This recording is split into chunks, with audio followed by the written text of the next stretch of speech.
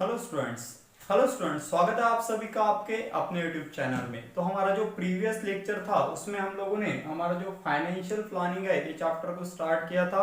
और इस particular chapter में क्या हम लोगों ने जो तीन प्रैक्टिस सेट है, practice set 1, practice set 2, practice set 3, मतलब 4.1, 4.2 एंड 4.3, ये तीन प्रैक्टिस सेट हम लोग कंप्लीट कर चुके हैं। करेक्ट है स्टूडेंट?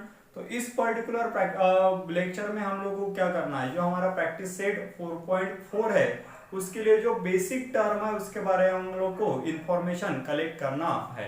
ओके स्टूडेंट, तो स्टार्ट करते हैं हमारे आज के टॉपिक से। इस टॉपिक को स्टार्ट करने से पहले मैं आपको बताना चाहता हूँ कि अगर अब तक आपने हमारे चैनल को सब्सक्राइब नहीं किया है तो आप हमारे चैनल को सब्सक्राइब कर लीजिए, साथ ही आपके दोस्तों के साथ भी वीडियो को शेयर कीजिए।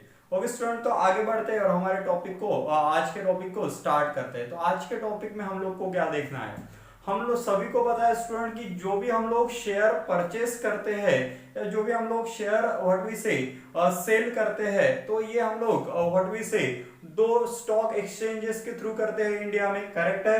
एक है आपका व्हाट वी से नेशनल स्टॉक एक्सचेंज, हम लोग पढ़े इस टॉपिक को, और दूसरा आपका बॉम्बे स्टॉक एक्सचेंजेस। करेक्ट है स्टूडेंट? तो ये जो दो स्टॉक एक्सचेंजेस है, national stock exchange and Bombay stock exchange, इसके थ्रू हम लोग क्या करते हैं, या तो शेयर्स को खरीदते हैं या तो शेयर को बेचते हैं। करेक्ट बच्चों? ये हम लोग प्रीवियस लेक्चर में डिस्कस कर चुके हैं। तो आज का हमारा जो टॉपिक है वो टॉपिक इसी से रिलेटेड है। करेक्ट है? मतलब क्या, topic related with the trading of the share. Trading में बेचना भी आया, मतलब सेल करना भी आया, और खरीदना भी आया, जिसे हम लोग परचेस करना बोलते हैं। ओके स्टूडेंट, तो स्टार्ट करते हैं आज के टॉपिक से।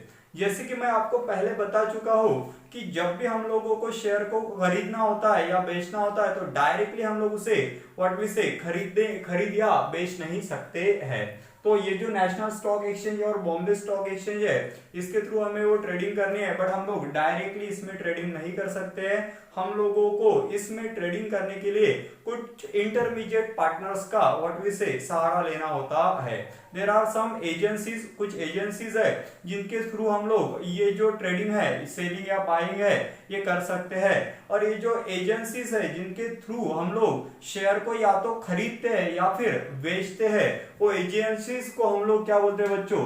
वो एजेंसीज को हम लोग ब्रोकर्स बोलते हैं। करेक्ट है? वो एजेंसीज को क्या बोलते हैं हम लोग? ब्रोकर्स बोलते हैं। तो ब्रोकर्स ये ऐसे ऑथेंटिकेट पर्सन है जो लोग एनएससी और बीएससी में हम लोगों की जो ट्रेडिंग है वो कर सकते हैं। करेक्ट है? तो देखिए हमारी जो ट्रेडिंग है हम लोग किन के थ्रू करते हैं? ब्रोकर्स के थ्रू करते हैं। अगर आपको शेयर्स खरीदना है या शेयर बेचना है तो आपको किसी तो भी एजेंसी का यूज करना पड़ेगा, और उस एजेंसी को हम लोग ब्रोकर्स बोलते हैं। There are young number of brokers in the market. अगर आप मार्केट में शेयर के ट्रेडिंग के बारे में जानकारी हासिल करोगे तो आपके समझ में आएगा कि there are young number of brokers, बहुत सारे ब्रोकर्स मार्केट में अवेलेबल है जिनके थ्रू आप ट्रेडिंग कर सकते हो। ओके स्टूडेंट, तो आगे बढ़ते हैं। देखिए ये जो ब्रोकर्स हमारी ट्रेडिंग करते हैं, मतलब बाइंग एंड सेलिंग करते हैं शेयर मार्केट में, तो ये लोग हम लोगों को ट्रेडिंग के लिए कुछ चार्ज अप्लाई करते हैं। ये लोग क्या करते हैं, ये फ्री में हमारे शेयर की ट्रेडिंग नहीं करते भाई। ये लोग क्या करते हैं, हमारे ट्रेडिंग के ऊपर कुछ व्हाट वी से चार्ज अप्लाई करते हैं, और वो जो चार्ज अप्लाई करते हैं उस व्हाट वी से उस चार्ज को बोला जाता है ब्रोकरेज। उस चार्ज को क्या बोला जाता है? उस चार्ज को ब्रोकरेज बोला जाता है। ये सारी टर्म आपको समझनी है, क्योंकि जब हम लोग एग्जाम्पल सॉल्व करेंगे हमारे प्रैक्टिस सेट 4.4 में के, तो उसमें ये सारी टर्म्स आती है। तो ब्रोकर कौन है? ब्रोकर एक ऐसी एजेंसी या ऐसा पर्सन है जिसके थ्रू हम लोग नेशनल स्टॉक एक्सचेंज और बॉम्बे स्टॉक एक्सचेंज में शेयर को या तो बेच रहे हैं या खरीद रहे हैं। और ये लोग जो चार्ज अप्लाई करते हैं, ये लोग जो हमारे व्हाट वी से ट्रांजैक्शन पे जो चार्ज अप्लाई करते हैं, अमाउंट ऑफ मनी हमसे लेते हैं, उस अमाउंट ऑफ मनी को हम लोग क्या बोलते हैं? ब्रोकरेज बोलते हैं। ओके बच्चों, तो इसे बोलते हैं हम लोग ब्रोकरेज। और साथ में आपको ये भी समझना है कि जब हम लोग ब्रोकरेज पे करते हैं, उस ब्रोकरेज के ऊपर भी आप लोगों को हो सकता है कि जीएसटी भरना पड़े। उस ब्रोकरेज के ऊपर भी आप लोगों को क्या भरना पड़ता है? जीएसटी भरना पड़ता है। और नॉर्मली ये जीएसटी का जो रेट होता है वो 18% होता है। कितना परसेंट होता है? 18% होता है।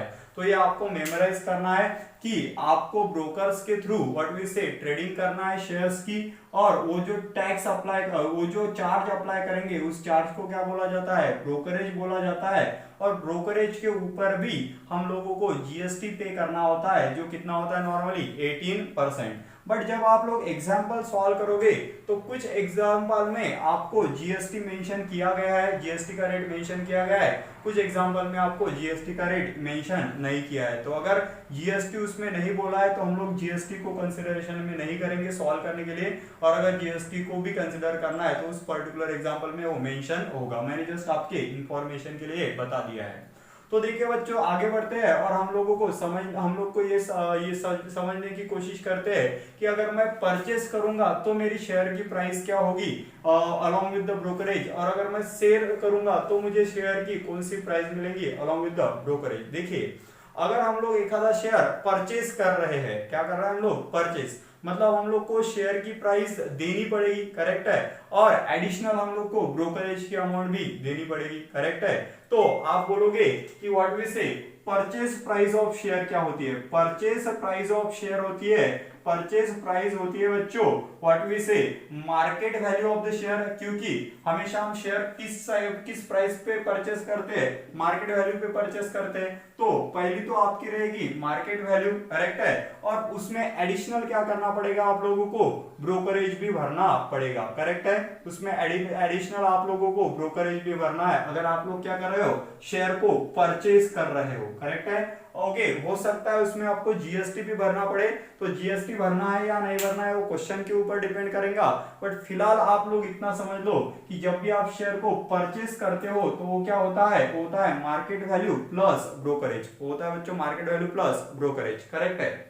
आगे बढ़ते हैं, अगर वही हम लोग कोई शेयर सेल कर रहे हैं, मतलब मैं क्या बोलूंगा? मैं बोलूंगा selling price of the share, selling price of the share, share की सेलिंग प्राइस क्या होगी? देखिए, सेलिंग प्राइस मतलब क्या? हमारे पास ऑलरेडी शेयर है और हम लोग उसको क्या कर रहे हैं? सेल कर रहे हैं। तो सेल कर रहे हैं तब भी हम लोगों को चार्ज भरना पड़ेगा, ब्रोकरेज भरना पड़ेगा।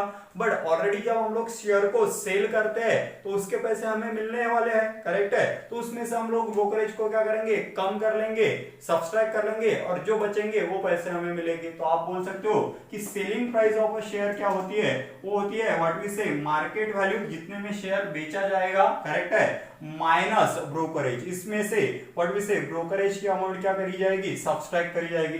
तो एक बहुत ही दो इंपॉर्टेंट टर्म मैंने यहाँ पे आप लोग को एक्सप्लेन की है।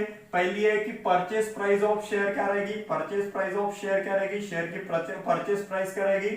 वो रहेगी market value of the share plus amount of brokerage. और सेलिंग प्राइस क्या रहेगी? शेयर की सेलिंग की शेयर की सेलिंग प्राइस रहेगी बच्चों मार्केट वैल्यू माइनस ब्रोकरेज। अगर जीएसटी पिक्चर में आता है तो यहाँ पे आप लोग को जीएसटी ऐड करना पड़ेगा और यहाँ पे जीएसटी क्या करना पड़ेगा? सब्सट्रैक्ट करना पड़ेगा, ठीक है। वो डिपेंड करता है एग्जाम्पल में आपको क्वेश्चन आपको किस तरह से पूछा गया है।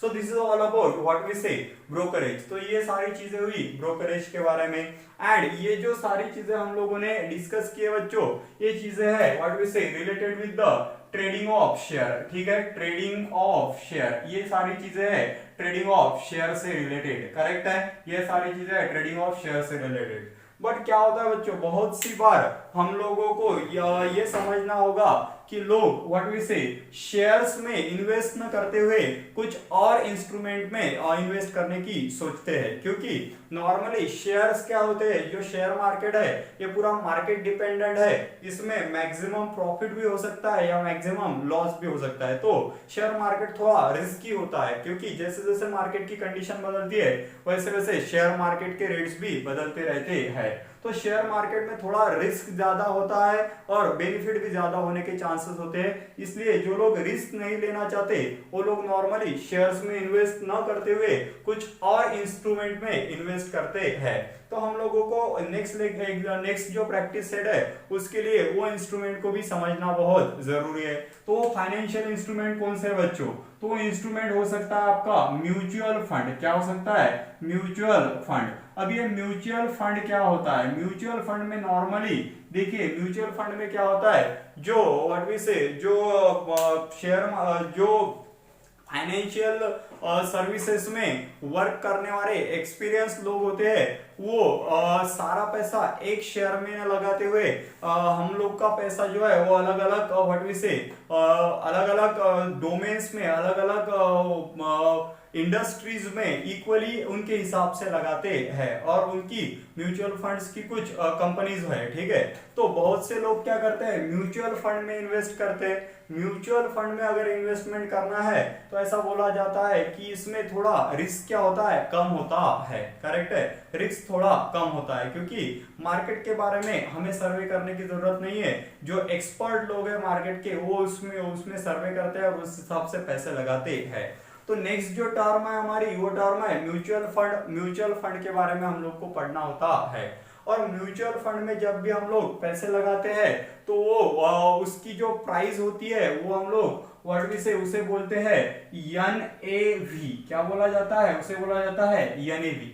किसी भी म्यूचुअल फंड का जो प्राइस है उसे क्या बोला जाता है, एनएवी बोला जाता है। सो एनएवी होता है नेट एवरेज वैल्यू। एनएवी क्या होता है, नेट एवरेज वैल्यू, करेक्ट है। सो एनएवी के हिसाब से हम लोगों को म्यूचुअल फंड में पैसे लगाने होते हैं, और जो आप जितना फंड उसमें लगाते हो उसके हिसाब से आप लोगों को number of units of NAV मिलते हैं। तो उस हिसाब से आपके पास जो आप टोटल फंड लगाते हो, तो टोटल फंड आपका कैसे डिस्ट्रीब्यूट होता है, आपका टोटल फंड डिस्ट्रीब्यूट होता है what we say NAV value, मतलब net average value multiplied by number of units you are getting. So total fund in the mutual fund can be given as is equal to NAV, what we say NAV of 1 unit, NAV of 1 unit multiplied by what, multiplied by what we say number of units, correct है, number of unit। तो आप simple भाषा में ये समझिए कि mutual fund का जो भी कंपनी का है उसकी जो वैल्यू है उसे हम लोग क्या बोलते हैं, एनएवी बोलते हैं। So NAV stand for net average value, correct है, net average value of 1 unit. So आपका टोटल फंड क्या रहेगा, वो रहेगा what we say NAV of 1 unit multiplied by number of unit. तो ये आपको म्यूचुअल फंड के लिए याद करना है, correct student. So mutual fund के साथ भी हम लोगों के पास एक और इंस्ट्रूमेंट है जिसमें नॉर्मल लोग पैसे लगाते हैं, और वो होता है SIP। वो क्या होता है, SIP। So SIP stand for, it is stand for systematic investment plan, okay, systematic investment plan, okay. इसे बोला जाता है सिस्टमैटिक इन्वेस्टमेंट प्लान। और सिस्टमैटिक इन्वेस्टमेंट प्लान किन लोगों के लिए है, तो जिन लोगों के पास व्हाट वी से ज्यादा अमाउंट इन्वेस्टमेंट करने के लिए नहीं है, वो लोग नॉर्मली सिस्टमैटिक इन्वेस्टमेंट प्लान का ऑप्शन चूज करते हैं, ओके स्टूडेंट। तो नेक्स्ट जो हमारा प्रैक्टिस सेट है उसके लिए ये सारी टर्म्स हमें समझनी है।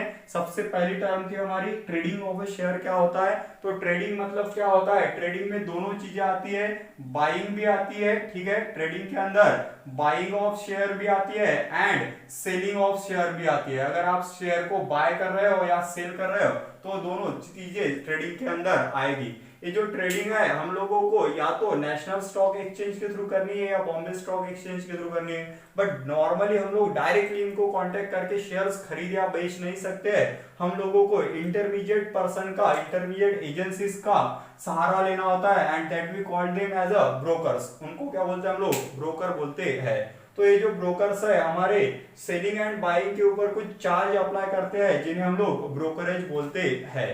तो अगर आप लोग व्हाट वी से शेयर को परचेस कर रहे हो तो आपके मार्केट वैल्यू में ब्रोकरेज की अमाउंट क्या होगी, ऐड होगी। और अगर आप शेयर को क्या कर रहे हो, सेल कर रहे हो, तो आपके मार्केट वैल्यू में ब्रोकरेज की अमाउंट क्या होगी, सब्सट्रैक्ट होगी। बहुत से बार जो भी आप ब्रोकरेज की अमाउंट भरते हो उस अमाउंट पे जीएसटी भी अप्लाई किया जाता है, और नॉर्मली उसका रेट 18% रहता है। तो this is all about trading of the share. अगले फाइनेंशियल इंस्ट्रूमेंट के बारे में हम लोगों ने बात की बच्चों, वो चीज है म्यूचुअल फंड। तो जिन लोग को ज्यादा रिस्क नहीं लेना होता है वो लोग शेयर में इन्वेस्ट न करते हुए म्यूचुअल फंड में इन्वेस्टमेंट करते हैं। कहाँ इन्वेस्टमेंट करते हैं, म्यूचुअल फंड में। और म्यूचुअल फंड में जिस तरह से हम लोग शेयर प्राइस बोलते हैं, वहां पे वो उस पर्टिकुलर प्राइस को एक स्पेशल टर्म दी गई है जिसे हम लोग बोलते हैं NAV, net average value, correct है।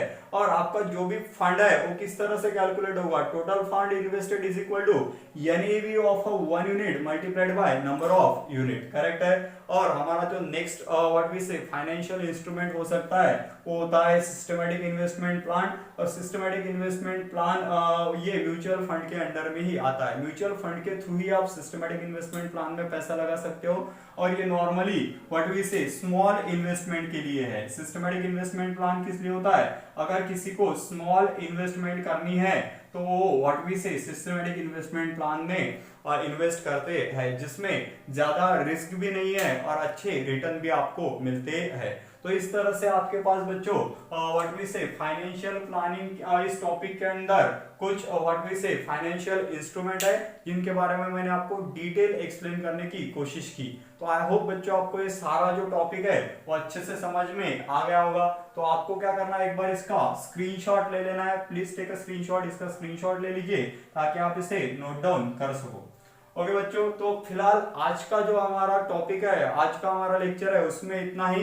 आपको ये सारी टर्म समझनी है और इसके ऊपर डिपेंडेंट हमारा जो प्रैक्टिस सेट 4.4 है उसे हम लोग अगले लेक्चर में कंटिन्यू करेंगे। तब तक के लिए thank you so much, all the best. और अगर अब तक आपने हमारे चैनल को सब्सक्राइब नहीं किया है तो चैनल को सब्सक्राइब कीजिए और वीडियो को लाइक कीजिए, आपके दोस्तों के साथ शेयर कीजिए। Thank you so much.